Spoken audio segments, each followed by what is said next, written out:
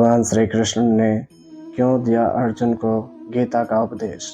जाने महाभारत के किस्से। महाभारत के अनुसार भगवान श्री कृष्ण को कौरव और पांडवों के भविष्य के बारे में पता था। महाराजा पांडु की मृत्यु के बाद धृतराष्ट्र अपने ज्येष्ठ पुत्र दुर्योधन को राजा बनाना चाहता था। दुर्योधन का मामा शकुनी कौरवों को पांडवों के खिलाफ भड़काता रहता था।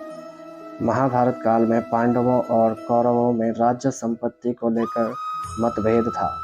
पांचों पांडव युधिष्ठिर, भीम, अर्जुन, नकुल व सहदेव धर्म का पालन करते थे। कौरवों में ज्येष्ठ दुर्योधन दुराचारी और लालची था। पांडव और कौरव एक ही परिवार से थे, लेकिन दोनों की नीयत में दिन रात का अंतर था। पांडु की मृत्यु के बाद धृतराष्ट्र अपने ज्येष्ठ पुत्र दुर्योधन को राजा बनाना चाहता था। दुर्योधन का मामा शकुनी कौरवों को पांडवों के खिलाफ भड़काता रहता था। शांति दूत बनकर आए भगवान श्री कृष्ण पंडित इंद्रमणि घनश्याल के अनुसार भगवान श्री कृष्ण को कौरव और पांडवों के भविष्य के बारे में पता था। वे चाहते थे कि युद्ध ना हो, इसलिए श्री कृष्ण स्वयं 3 बार शांति दूत बनकर आए और कौरव पांडवों के बीच सुलह करानी चाहिए, किंतु दुर्योधन नहीं माना। तब श्री कृष्ण ने कहा कि तुम पांडवों को आधा राज्य दे दो और दोनों शांतिपूर्वक रहो, लेकिन दुर्योधन नहीं माना। तब पांडवों ने कहा कि हमें राज्य की लालसा नहीं है, हमें केवल 5 गांव दिलवा दीजिए और पूरा राज्य चाहे दुर्योधन को दे दीजिए। लेकिन दुर्योधन ने साफ इनकार कर दिया और कहा कि 5 गांव तो क्या, वह सुई की नोक जितनी जगह भी नहीं देगा। युद्ध का हुआ आगाज। दुर्योधन ने पांडवों से कहा कि अगर तुम्हें 5 गांव चाहिए तो कुरुक्षेत्र में आकर हमसे युद्ध करना पड़ेगा, हमें पराजित करके राज्य हासिल करना होगा। तब दोनों पक्षों में युद्ध का आगाज हुआ। भगवान श्री कृष्ण अर्जुन के रथ के सारथी बने थे।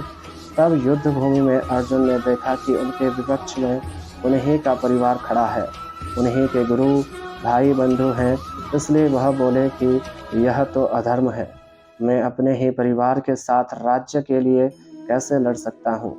अर्जुन ने कहा कि हे माधव, मुझसे यह नहीं होगा, अपने ही परिवार के विरुद्ध मैं खड़ा नहीं हो सकता।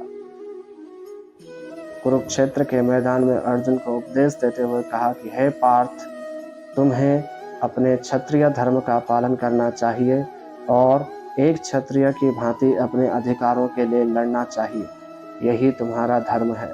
श्री कृष्ण ने अपना उपदेश गायन के माध्यम से दिया था, इसलिए इसे गीता का नाम दिया गया। श्री कृष्ण ने द्वापर युग में मार्गशीर्ष शुक्ल पक्ष की एकादशी को हरियाणा के कुरुक्षेत्र नामक स्थान पर 45 मिनट का गीता का उपदेश दिया था, जिसे गीतोपनिषद भी कहा जाता है। भगवान श्री कृष्ण ने युद्ध भूमि में अर्जुन के टूटे हुए मनोबल को जोड़ने के लिए गीता का उपदेश स्वयं ही दिया, इसलिए इसे भगवद गीता भी कहा जाता है। जय श्री कृष्ण।